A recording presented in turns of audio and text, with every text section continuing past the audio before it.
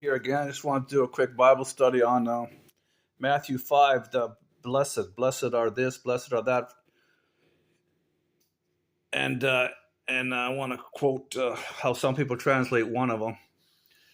For example, start with verse 4, Matthew 5, 4, blessed are those who mourn, for they shall be comforted. 6, here's the one, you don't inherit heaven, you inherit the earth. Blessed are the meek, verse 5, blessed are the meek, for they shall inherit the earth. Okay?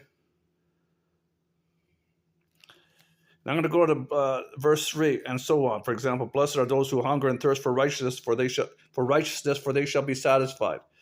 And on. You can read them down chapter 5.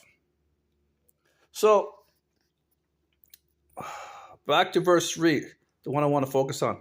It says here, blessed are the poor in spirit, for theirs is the kingdom of heaven. I'll focus on the last part.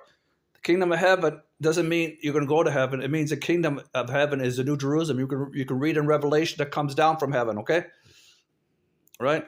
And then you read the next verse. Well, verse 5, blessed are the meek, for they shall inherit the earth. The new heavens and new earth with that new kingdom of heaven, New Jerusalem coming down from heaven in Revelation. Okay, that's what that means. But I want to stick here, the last part, the real part of this is Matthew 5:5, the first part, Matthew 5, verse 3, the first part, blessed are the poor in spirit. Now, most translations just say, don't need this no more. The poor in spirit, they translate. But if you read, for example, I read a preface of the Phillips translation only of the New Testament. He quotes that scripture and he writes, most people translate it poor because he says, in reality, the Greek is beggar. Blessed are the beggars in spirit. Now, I've always wanted to do a translation, but either way, I'd put the beggar in there.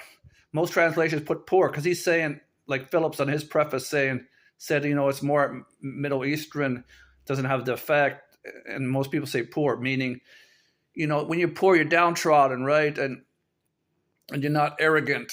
Enough said, so you're poor in spirit. But I would put beggar in spirit to finish off because to me, you cry out to God like a beggar, please give me money, please give me money. And I think that's the intent, a beggar. You cry out to God, oh, please, you're a real poor in spirit, like, please, God, please, begging. I need to survive, help me through, give me strength.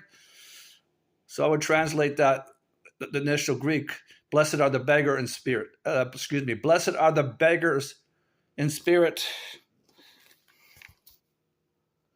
for theirs is the kingdom of heaven. Okay, bye.